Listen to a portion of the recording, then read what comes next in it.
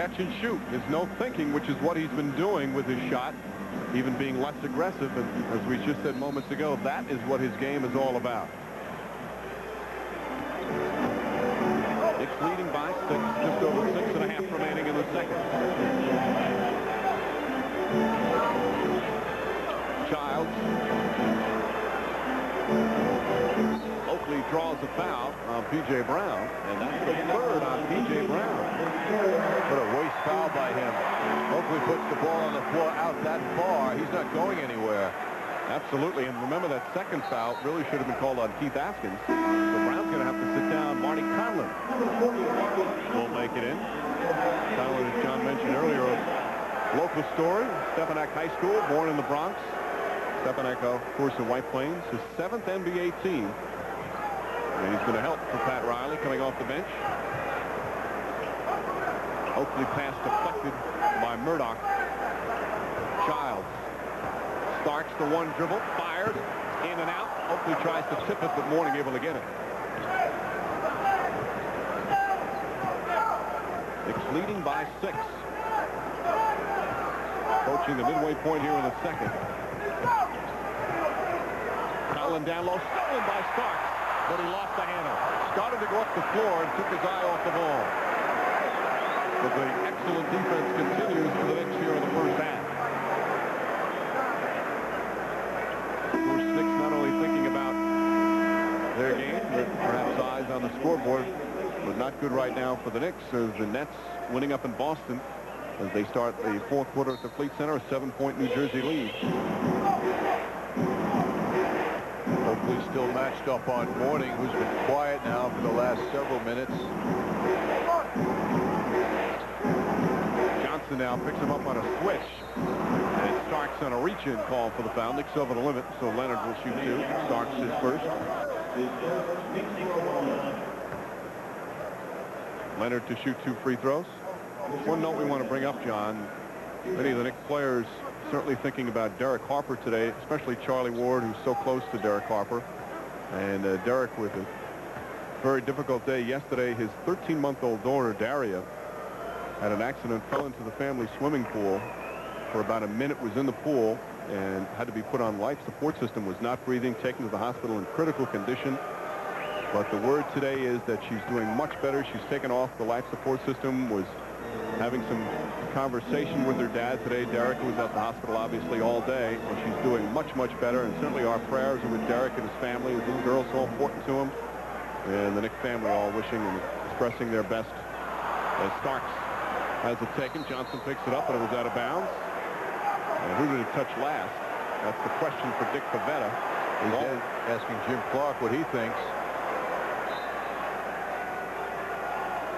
So it's going to be Nick Ball. Never touched one of the Knicks before it went out of bounds, apparently.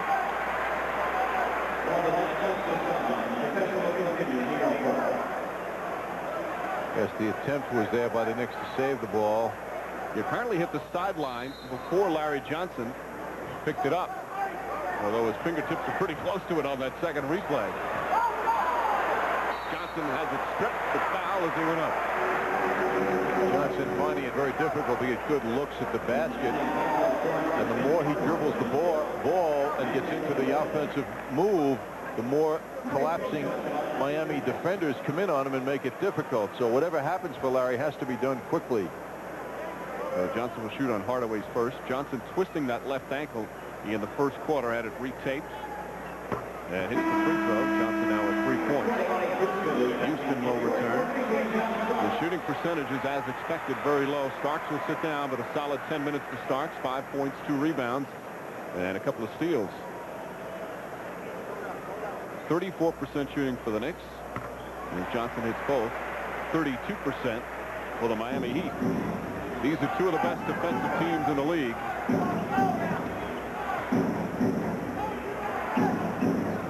Six-point Knick lead.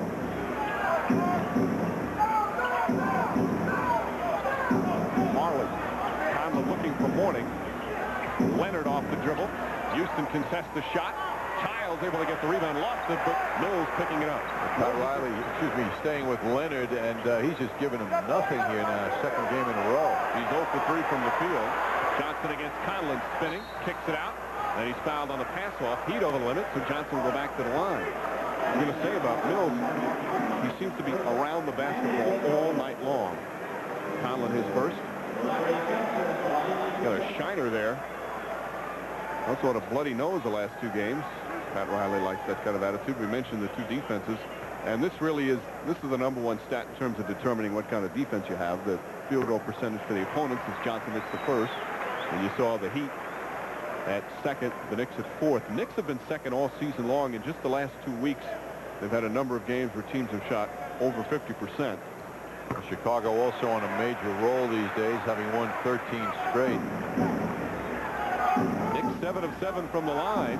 Johnson has hit 6 of them. Knicks on a 10-2 run. This is their largest lead, an 8-point advantage. Mourning.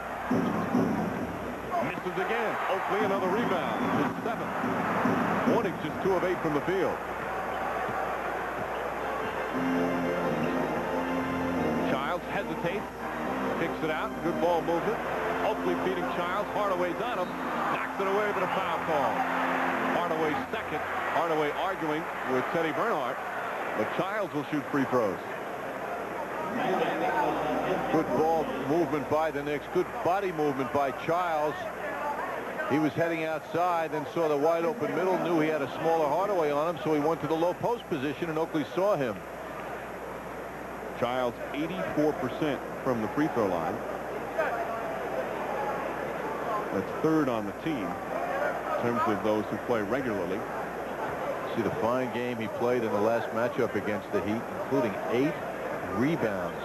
And you know, it really turned the heads of the close statistical observers like the Knicks coaching staff. He had no turnovers in that game.